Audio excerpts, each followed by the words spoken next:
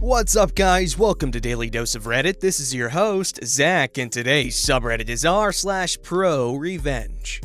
Alright guys, I'm feeling good, and this story's called Landlord Tries to Keep Us in a Mold House. We Get His Place Condemned by the City. So this is my first ProRevenge post. I've lived in a lot of awful places throughout my college years, but this was one of the big ones. It's pretty long, just to warn you. I'd recently moved into a house with 2 other girls. It wasn't the best house, but seemed to look okay for a college apartment. One of the girls had a friend who had lived there before and told us that the landlord was sexist and kind of a jerk, but usually meant well, and it was decent rent. I'll be referring to him as Dumbass Landlord. We were all broke, so we decided to sign a lease. I should have realized the warning signs when Dumbass Landlord wanted to sign it in a big voice after he had just eaten dinner there. And the leasing agreement looked like he chopped it up from other pictures of lease agreements on Google. We also found this apartment as an ad off of Craigslist. Things were fine for a few months. I was living alone until the next school year would start, and wasn't home all the time since I would go over to my boyfriend's a lot and sleep over. It was a split house with an apartment in the basement and ours on the first floor. It wasn't long until I started to notice things happening. We'd get a good amount of rain since we were in the Midwest, by some big local lakes, and it was springtime. We'd get a good amount of water, and the concrete steps to the house would constantly fill up with water. I had to jump over, and it would disappear overnight. It also started to get a little bit of a musty smell in the house, and I had started coughing and sneezing all the time, but didn't know why. Soon, the other girls moved in, and we started having some difficulties with Dumbass Landlord. He wouldn't tell us when he'd come over to check on the property. He said he did this to keep up on looks and mow the lawn,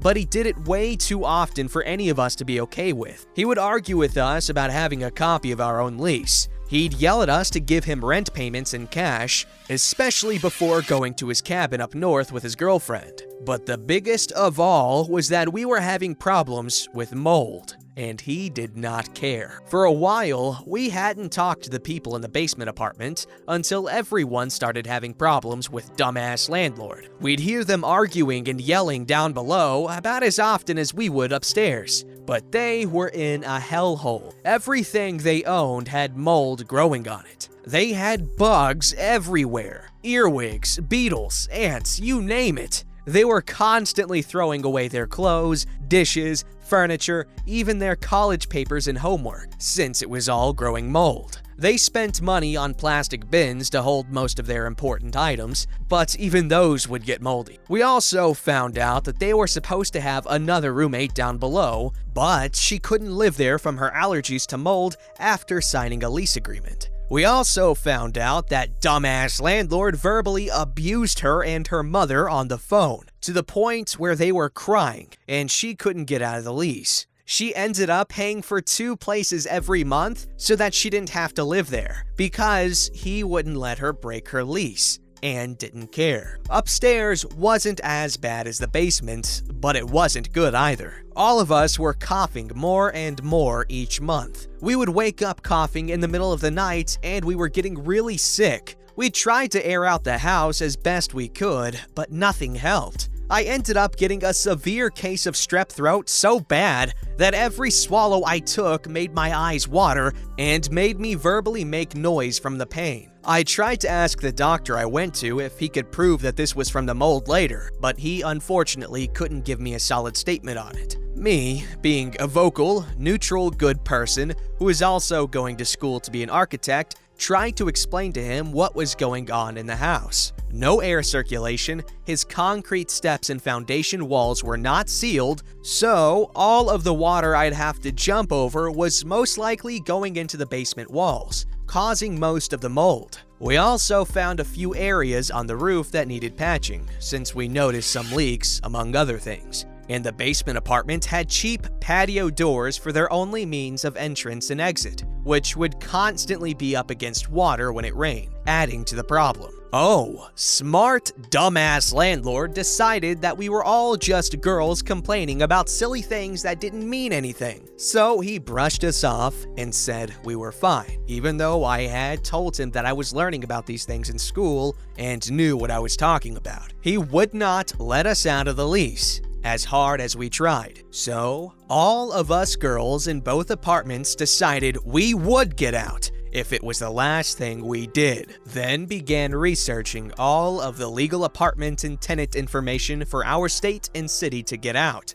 We were paying for attorney fees, started taking pictures of the mold upstairs and downstairs that we could find, talking with several different city staff and police, and started compiling this into a nice document. After deferring my rent payment to get a copy of the lease agreement from dumbass landlord, we could finally take a look at our legal document and use that further to get out. We were also working with another landlord at a renting company in town, who I will call Good-Ass Landlord. He was, thankfully, doing his best to get us out of the crap hole and into his apartment. Through him, we'd get all of the legal ins and outs of the renting business, and he would help us find a loophole. Then, after months and months of arguments, money, and researching, we found it. If we sent in a mold test to a research lab and it was over the limit of what was inhabitable, we could get out. It was safe to say we had a pretty good idea it was over the limit. The test came back a few days later and we sent that off to the city, including our nice documents of pictures,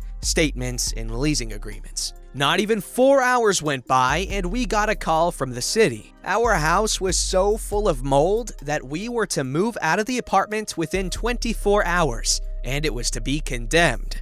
We were ecstatic. All of that hard work had finally paid off. Although it was horrifying to know that the mold count was so high, the mold researcher who had been in the business for more than 30 years had not once seen a place with higher mold count than this house. Yes, this included black mold. Fast forward to us happily packing up in our house, all of our parents getting us out together, us moving into the apartment that good-ass landlord kept open for us to move into, and poor, old, dumbass landlord sobbing in our driveway as we happily stack boxes into cars, complaining that he should have paid more attention and listened to us, that this was his girlfriend's property and she's going to dump him. We all took a picture the next day, smiling in front of the condemned signs. It's still one of my favorite pictures to this day. Serves him right for not listening to his tenants. Okay, let me preface what I'm about to say with, first of all, good job with everything. Really good revenge, really good story, really good writing,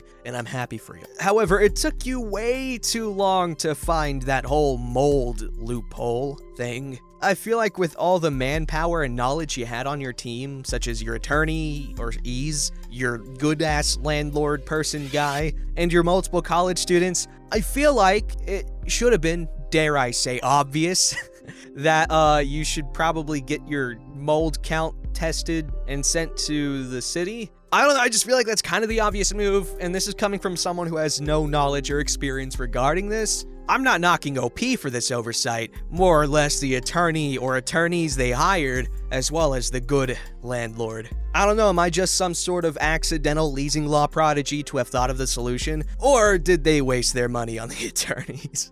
Alright, this story's called Always. Always clear your memory card before pawning an item. Okay, so there's a part 1 to this story that I'm pretty sure I read on Voicey here. However, I don't know the name of the video or how long ago the video was made, but it was definitely at least a month ago. Probably one of the last videos I did on that channel so far. So, you might want to check it out. However, it's not necessary. But anyways, this story's pretty good. Okay, let's get started. Basically, a lady we'll call Leech, for reasons made clear at the end, spent a year helping her best friend, Psycho, harass my family and I over a custody dispute. Leech wasn't related to the family at all, just a friend with an affinity for causing drama. She would make fake profiles along with Psycho and try to fish information about us out of friends and family. Just some real nasty stuff. Leech would take the online harassment further than Psycho, which never made any sense to me because I never had a personal problem with Leech.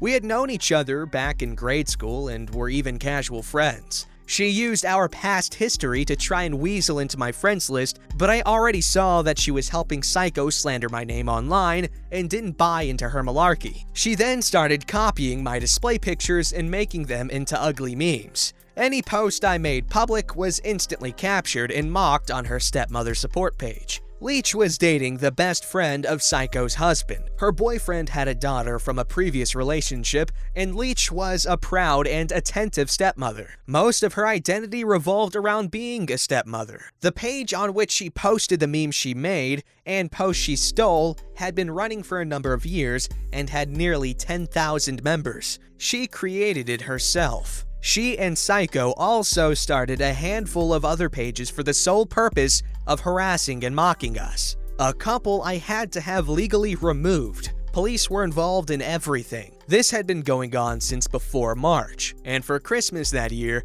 my wife's grandmother got each of the great-grandkids a 3DS. To save some money, she went to a pawn shop for some gently used consoles and games. This is where karma had dealt us a sweet hand. Nana had purchased 4 3DSs in total. The one my daughter just happened to get had a memory card inside full of photos. Upon a quick scan, I realized the people looked familiar. It was Leech and her boyfriend. Over and over. Dozens of photos, some a little racy. Why else would I be given this opportunity? Of course I was meant to use them, right? Ha ha! I immediately get to work, uploading every photo and file, and set up a fake email account with bits of her information to make it look like hers. I joined any and all free dating sites I could think of, even downloaded some apps that aren't advertised as dating, but we all know that's how they are used. In short, I plastered her selfies everywhere. I refrained from using the inappropriate ones because I just didn't feel right about that. Implied loose morals was as far as I wanted to take it. I answer a couple of messages on each site to make it look more authentic, even sharing more innocent enough selfies to prove I was the real deal. A while ago, I had come across Leech's cell phone number online. She had shared it in a public comment, and I was in the process of screen capping any post she made about my family. I had screen capped that comment too, but hadn't done anything with it. I was just gathering and retaining all the information I could, and my patience was about to pay off. After giving a few guys the number, I didn't bother logging on anymore. That was enough damage, I thought. It would be easy enough for her to prove she had never visited those sites, and they should be able to recognize the photos as being taken with a crappy lens of an early 3DS. But then, the other boot dropped. After a few weeks, maybe a month, I go snooping on Leech's stepmother's support page to see if she had anything to say about my antics. But it was quiet. Weird. I checked out her profile and find all of her past posts have been hidden, and the boyfriend scrubbed of all photos available. When I check out his profile, there is a gigantic rant about unfaithful bitches.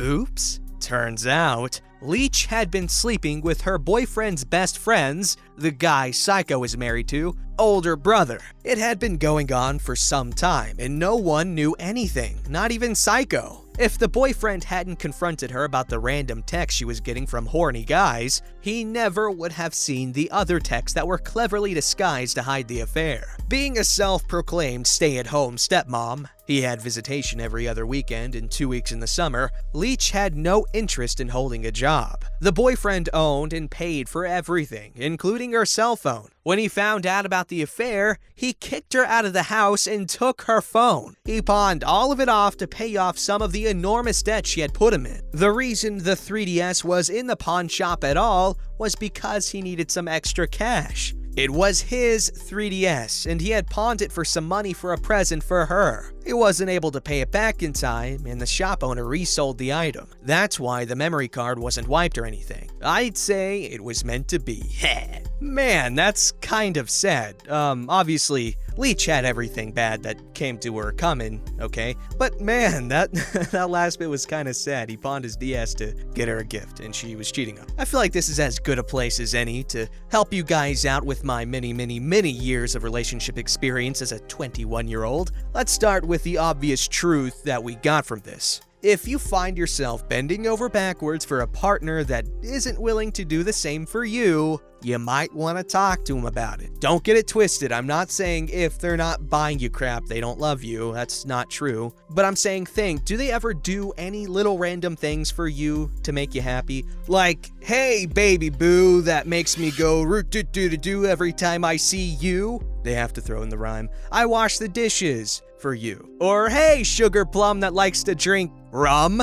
You thought. I made your favorite meal. Or, hey, I polished your shoes for you. Just a little thing to make you happy. Anyways, I'm just saying, talk to them about it. Don't fight about it. You can talk about things you're not happy with without argument, okay? Or at least you should be. And if you can't talk about things you're upset with, then get out. They're not worth it.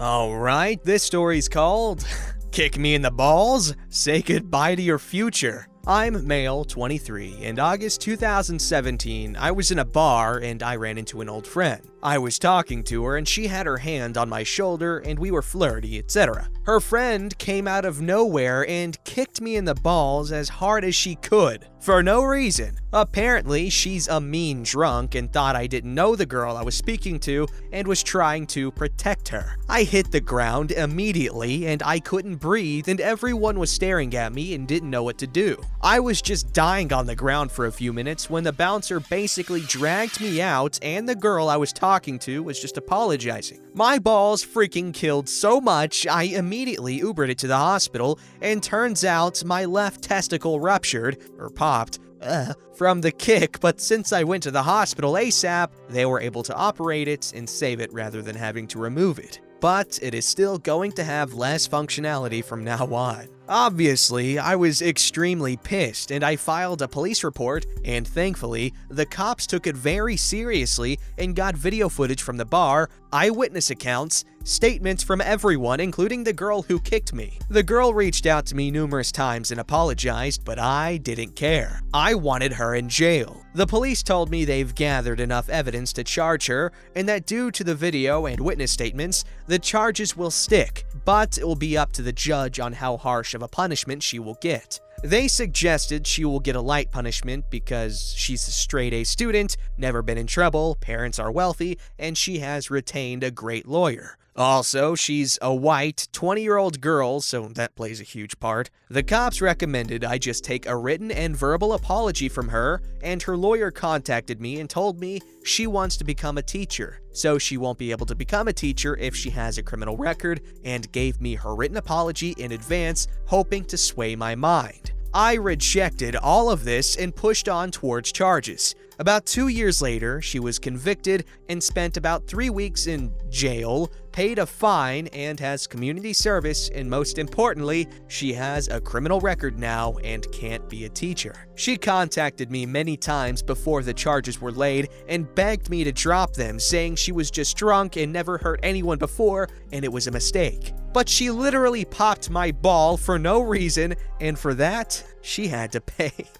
Okay, I'm sorry, but this is kinda comical. Bro, I am so sorry that you went through basically every guy's worst fear. Like, this is the type of stuff we're told about so that we're more incentivized to protect our tenders. With all that said, man, can you sit here and tell me that you wouldn't laugh if you read this? Anyway, that whole situation is just very unfortunate. Does she deserve what happened to her? Yes, she does. Although it would have been preferred that this never happened. But she committed a crime. She assaulted a dude with no good reason and caused permanent damage. And immense physical pain. Like, this guy, oh my god, his gut must have been in agony. And also, you gotta take into account his scrot, his freaking, obviously his testicle, it ruptured, it popped. The bruising, oh my god, poor guy. Anyway, sucks she can't be a teacher, suck his testicle is permanently damaged. Good thing it still works though.